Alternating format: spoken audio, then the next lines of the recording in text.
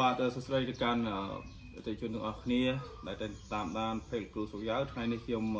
ចេញឆ្នាំលាក់តំណងនោមនៅខាងខេត្តត្បូងឃ្មុំនៅឃុំកគីស្រុកមេមត់ខេត្តត្បូងឃ្មុំអញ្ចឹងក៏សូមផ្ដាំផ្ញើទៅកាន់បងប្អូនអ្នកជំងឺរលាកតម្រងនោមទាំងអស់គ្នាខ្ញុំមើលឃើញបច្ចុប្បន្នមានអ្នកជំងឺជាច្រើនដែលតាក់ទងមកខ្ញុំហើយរឿងដែលអ្នកជំងឺស៊ូនោះគឺមិនមែនស៊ូរឿងគុណភាពទេគឺស៊ូភាគច្រើនរឿងតម្លៃខ្ញុំសូមបកស្រាយនៅក្នុងវីដេអូមួយនេះជូនទៅដល់បងប្អូនអ្នកជំងឺរលាកតម្រងនោមទាំងអស់គ្នាខ្ញុំគាត់ប្រាប់ថាតម្លៃនិងគុណភាពបងប្អូនមិនគួរជ្រើសរើសស៊ូរកតម្លៃទេនឹងខ្ញុំសូមបញ្ជាក់ទៅកាន់បងប្អូនអ្នកខ្លះឈឺរាប់ឆ្នាំអ្នកខ្លះឈឺរ៉ាំរ៉ៃទៅលើរលាកតម្រងនោមប៉ុន្តែស៊ូមក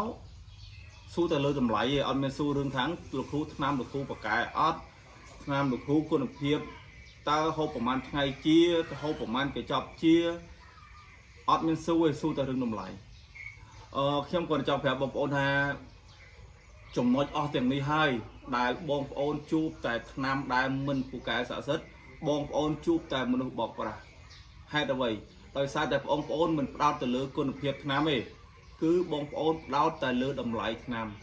បងប្អូនជាវថ្នាំខ្ញុំបើសិនជាជាវថ្នាំខ្មែរ4-10ម៉ឺនឬក៏20ម៉ឺនណាបងប្អូនពិតជាគិតថាថ្លៃណាស់ប៉ុន្តែបងប្អូនចំណាយទៅលើថ្នាំដែលមិនត្រូវថ្នាំពេទ្យដែលចំណាយអស់រាប់រយរាប់ពាន់ដុល្លារបងប្អូនមិនដែលគិតថាថ្នាំថ្លៃទេ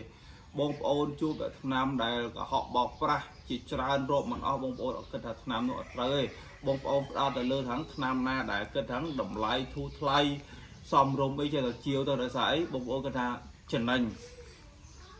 ហើយខ្ញុំក៏សូមបកស្រាយបន្ថែមថាបងប្អូនអ្នកជំងឺត្រូវចាំថាបើថ្នាំមានគុណភាពកុំថាឡើយ10 20 30ម៉ឺន40ម៉ឺន50ម៉ឺនក៏បងប្អូនក៏ត្រូវតែហូបដែរនេះខ្ញុំនិ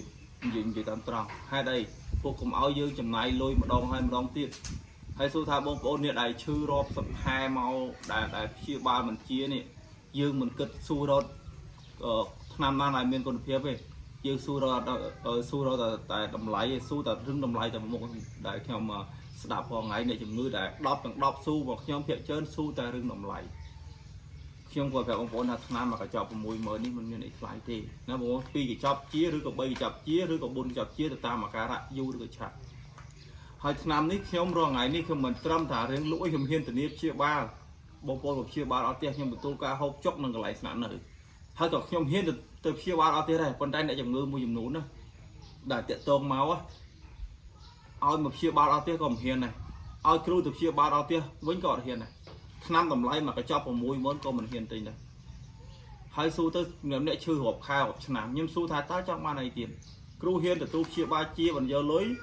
គ្រូហ៊ានទៅព្យាបាលអត់ទេទៀតនៅតែមិនហ៊ានអញ្ចឹងបងប្អូនអ្នកជំងឺមួយចំនួនតូចដែលរាល់ថ្ងៃខ្ញុំនិយាយមកចំនួនតូចទេដែលជឿជាក់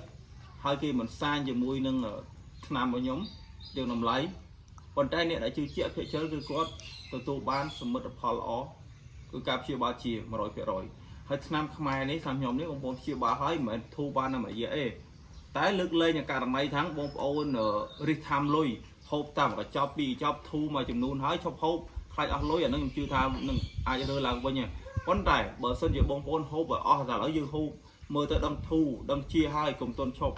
ថែមមកកញ្ចប់ទៀតដើម្បីឲ្យជា 100%ចឹងវីដេអូមួយនេះគឺសូម5ផ្ញើទៅអ្នកជំងឺរលាកតម្រងនោមខែក្រោយខ្ញុំនឹងដំឡើងថ្លៃថ្នាំទៅលើថ្នាំរលាកតម្រងនោមរបស់ខ្ញុំចឹងអ្នកដែលតាមដានអ្នកដែលស៊ូនោមខ្ញុំពីមុនកុំសិក្សាស៊ូនោមនឹងតម្លៃចាស់គឺត្រូវជួបជាមួយនឹងខ្ញុំតម្លៃថ្មីខ្ញុំធ្វើនេះឲ្យបងប្អូនដឹងថាថ្នាំខ្មែរក៏មានតម្លៃរបស់ថ្នាំខ្មែរដែរហើយត្រឹម20ម៉ឺន30ម៉ឺនព្យាបាលជំងឺបងប្អូនជាមិនមែនជារឿងដែលចំណាយលុយច្រើនទេ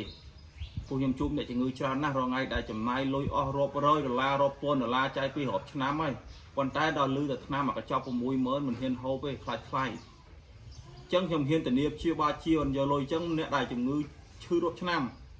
មកព្យាបាលដល់ផ្ទះខ្ញុំមក